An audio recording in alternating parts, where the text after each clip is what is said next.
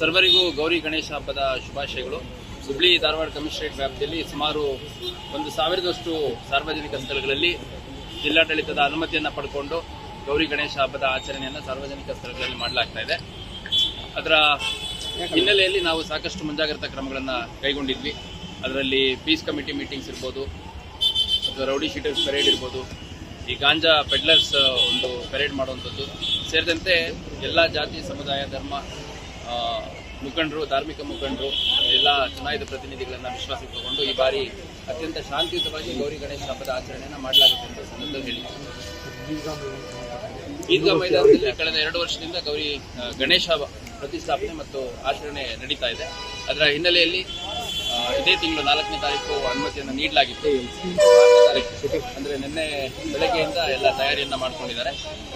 HDMC ಕಡೆಯಿಂದ ನಮಗೆ ಇಲ್ಲಿ ಬ್ಯಾರಿಕೇಡಿಂಗ್ ಮಾಡ್ಕೊಳ್ಳುವಂಥದ್ದು ಇರ್ಬೋದು, ಅಥವಾ CCTV ಹಾಕುವಂಥದ್ದು ಇರ್ಬೋದು, ಹೀಗೆ ಸಾಕಷ್ಟು ಮುಂಜಾಗ್ರತಾ ಕ್ರಮಗಳನ್ನು ಮತ್ತು ಏನು ಸೂಪರ್ವೈಸ್ ಮಾಡಲಿಕ್ಕೆ, ಮಾನಿಟರ್ ಮಾಡಲಿಕ್ಕೆ ಏನು ವ್ಯವಸ್ಥೆ ಬೇಕೋ ಅದನ್ನೆಲ್ಲ ಮಾಡಿಕೊಟ್ಟಿದ್ದಾರೆ. CCTV ಡಿಸ್ಪ್ಲೇ ಹಾಕ್ಕೊಟ್ಟಿದ್ದಾರೆ. ಹಾಗಾಗಿ 3 ದಿನಗಳ ಕಾಲ ಇಲ್ಲಿ ಅನುಮತಿಯನ್ನು ನೀಡಲಾಗಿದೆ. ಈಗಾಗಲೇ ಪ್ರತಿಷ್ಠಾಪನೆಗೆ ಗಣೇಶ 3,000 ಮಟ್ಟದಿಂದ ಪ್ರಾರಂಭಗೊಂಡು ತುಳಜಾಭವಾನಿ ಟೆಂಪಲ್ ಹತ್ರ ಬರ್ತಾ ಇದೆ. ಭಾಳಷ್ಟು ಶ್ರದ್ಧಾಭಕ್ತಿಯಿಂದ ಆರ್ಗನೈಸರ್ಸ್ ಏನಿದ್ದಾರೆ ಅವರು ಮತ್ತು ನಮ್ಮ ಗಣೇಶ ಮಂಡಳಿ ಈದ್ಗಾ ಮೈದಾನದ್ದು ಮಂಡಳಿ ಅಧ್ಯಕ್ಷ ಪ್ರಸಾದ್ ಅವರು ಕೂಡ ಇದ್ದಾರೆ. ಸೊ ಎಲ್ಲರೂ ಅತ್ಯಂತ ಶಾಂತಿಯುತವಾಗಿ ಮಾಡ್ತೀವಿ ಅಂತ ನಮಗೆ ಹೇಳಿದ್ದಾರೆ. ಅಗತ್ಯ ಬಂದೋಬಸ್ತ್ ಏನಿದೆ ಅದು ನಮ್ಮ ಸಿವಿಲ್ ಸಿಬ್ಬಂದಿ ಇರ್ಬೋದು, CR ಇರ್ಬೋದು, KSRP ಇರ್ಬೋದು, ಅದೇ ರೀತಿ ನಮಗೆ RAF ಏನು ಕೊಟ್ಟಿದ್ದಾರೆ ಅವರು ಸೇರಿದಂತೆ ನಮ್ಮ ಅಧಿಕಾರಿ ಸಿಬ್ಬಂದಿಗಳ ಒಂದು ಉತ್ತಮ ತಂಡವನ್ನು ಇಲ್ಲಿ ನಿಯೋಜನೆ ಮಾಡಿದ್ದೀವಿ. ಇದೊಂದೇ ಅಲ್ಲದೆ ಇನ್ನು ಮುಂದಿನ ದಿನಗಳಲ್ಲೂ ಕೂಡ ನಿರಂತರವಾಗಿ ಗೌರಿ ಗಣೇಶ ಹಬ್ಬದ ಆಚರಣೆ ಆಗುತ್ತೆ.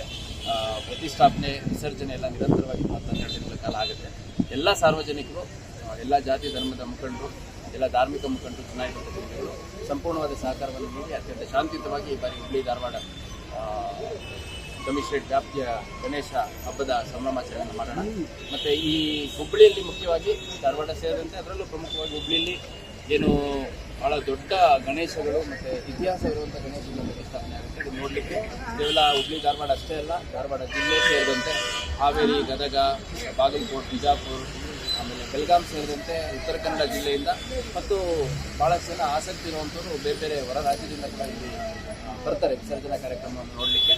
ಅವರೆಲ್ಲರೂ ಸುಸೂತ್ರವಾಗಿ ಶಾಂತಿಯುತ ಒಂದು ಸಂಭ್ರಮಾಚರಣೆಯಲ್ಲಿ ಭಾಗವಹಿಸಲಿ ಅಂತ ನಾನಾದರೂ ಆಶಿಸ್ತೀನಿ. ಮತ್ತು ಹೆಚ್ಚಿನ ಸಂಖ್ಯೆಯಲ್ಲಿ ಕುಟುಂಬ ಸಮೇತರಾಗಿ ಹೆಣ್ಮಕ್ಳು, ವಯಸ್ಸಾದವರು, ಮಕ್ಕಳು ಎಲ್ಲರೂ ಬಂದು ಈ ಒಂದು ಧಾರ್ಮಿಕ ಆಚರಣೆ, ಗಣೇಶ ಆಚರಣೆಯಲ್ಲಿ ಪಾಲ್ಗೊಳ್ಬೇಕು ಅಂತ ನಾನು ಕೋರ್ಕೊಳ್ತೀನಿ. ಅದೇ ರೀತಿ ನಮ್ಮ ಅಧಿಕಾರಿಗಳಿಗೆ ಭಾಳ ಸ್ಪಷ್ಟ ಸೂಚನೆಯನ್ನು ಕೊಟ್ಟಿದ್ದೀನಿ. ಯಾರೇ ಆಗಲಿ ಅದು ಪ್ರತಿಷ್ಠಾಪನೆ ಮಾಡಿರುವಂಥ ಸ್ಥಳದಲ್ಲಿರ್ಬೋದು, ವಿಸರ್ಜನೆ ಮಾಡುವಂಥ ಸ್ಥಳದಲ್ಲಿರ್ಬೋದು, ಅಥವಾ ಮೆರವಣಿಗೆ ಸ್ಥಳದಲ್ಲಿರ್ಬೋದು, ಅಲ್ಲಿ ಮದ್ಯಪಾನ ಮಾಡಿ ಬಂದುಬಿಟ್ಟು ಅಲ್ಲಿ ಸಾರ್ವಜನಿಕರಿಗೆ ತೊಂದರೆ ಕೊಡುವಂಥದ್ದು, ಅಲ್ಲಿ ಅಸಹ್ಯಕರ ರೀತಿಯಲ್ಲಿ ನಡ್ಕೊಳ್ಳುವಂಥದ್ದು, ಆಮೇಲೆ ಈ ಗಾಂಜಾ ಕನ್ಸ್ಯೂಮ್ ಮಾಡಿ ಬಂದಿರುವಂಥವ್ರು ಕೆಲವು ಘಟನೆಗಳು ಹಿಂದೆ ನಮಗೆ ರಿಪೋರ್ಟ್ ಆಗಿತ್ತು. ಅಂಥವ್ರು ಯಾರಾದರೂ ಗಮನಕ್ಕೆ ಬಂದರೆ ಆರ್ಗನೈಸರ್ಸ್ಗೂ ಕೂಡ ನಾವು ಮನವಿ ಮಾಡಿದ್ವಿ. ಅಂಥವ್ರನ್ನ ಐಡೆಂಟಿಫೈ ಮಾಡ್ಕೊಂಡು ನಾವು ಕರ್ಕೊಂಡೋಗಿ ಅಗತ್ಯ ಕಾನೂನು ಕ್ರಮ ತಗೊಳ್ತೀವಿ ಅಂತ. ಮತ್ತು ಸಂಪೂರ್ಣ ಎಲ್ಲ ಪ್ರತಿಷ್ಠಾಪನಾ ಸ್ಥಳಗಳಲ್ಲೂ ಮತ್ತು ಎಲ್ಲ ವಿಸರ್ಜನೆ ಸ್ಥಳದಲ್ಲೂ ಮತ್ತು ಪ್ರೊಸೆಷನ್ ರೂಟ್ಗಳಲ್ಲಿ CCTVಯಿಂದ ಕವರೇಜ್ ಮಾಡಲ್ಪಟ್ಟಿದೆ. ಹಾಗಾಗಿ ಯಾರಾದರೂ ಹೆಣ್ಮಕ್ಳ ಜೊತೆ ಅಸಭ್ಯವಾಗಿ ನಡ್ಕೊಳ್ಳೋಂಥ ಪ್ರಯತ್ನ ಮಾಡಿದರೆ, ಮಹಿಳೆಯರ ಜೊತೆ ಮತ್ತು ಹಿರಿಯ ನಾಗರಿಕರ ಜೊತೆ ಅನುಚಿತವಾಗಿ ನಡ್ಕೊಳ್ಳೋಂಥ ಪ್ರಯತ್ನ ಮಾಡಿದರೆ ಅವ್ರಿಗಂತೂ ಅಗತ್ಯ ಕಾನೂನು ಕ್ರಮ ಕೈಗೊಂಡು ಅವ್ರಿಗೆ ಬುದ್ಧಿ ಕಲಿಸಲಾಗುತ್ತೆ ಅಂತ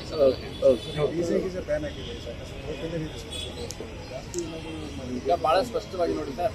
ಈಗ DJದು ಸುಪ್ರೀಂ ಕೋರ್ಟ್ ಆದೇಶ ಏನಿದೆ 10 ಗಂಟೆವರೆಗೂ ಉಪಯೋಗಿಸ್ಬೋದು ಅಂತಂದು, ಮತ್ತು ಎಷ್ಟು ಸೌಂಡ್ ಯೂಸ್ ಮಾಡಬೇಕು ಅಂತಂದು ಅದ್ರ ಹಿನ್ನೆಲೆಯಲ್ಲಿ ಸಮಯ ಮತ್ತು ಸೌಂಡ್ ಲಿಮಿಟ್ಸ್ ಏನಿದೆ ಅದನ್ನು ಎಲ್ಲ ಆರ್ಗನೈಸರ್ಸ್ ಫಾಲೋ ಮಾಡ್ತೀವಿ ಅಂತ ಹೇಳಿದ್ದಾರೆ. 10 ಗಂಟೆವರೆಗೂ ನಮಗೆ ಅನುಮತಿ ಕೊಡಲಿಕ್ಕೆ ಅವಕಾಶ ಇದೆ, ಅದನ್ನು ಕೊಡ್ತೀವಿ. 10 ಗಂಟೆ ನಂತರ ಎಲ್ಲ DJ ಆಫ್ ಮಾಡಿ ಅದಾದ ನಂತರ ಅರ್ಧ ಗಂಟೆ 1 ಗಂಟೆ ಪ್ರೊಸೆಷನ್ ನಡೆದು ವಿಸರ್ಜನೆ ಆಗಿದೆ. ಅದಕ್ಕೆಲ್ಲ ನಾವು ಕೊಡ್ತೇವೆ. ನೀವು ನೋಡ್ತಿದ್ದೀರಾ, ಇದು ನ್ಯೂಸ್ 88 ಕನ್ನಡ, ಸುದ್ದಿಯ ಜೊತೆ ಸದಾ ನಿಮ್ಮೊಂದಿಗೆ.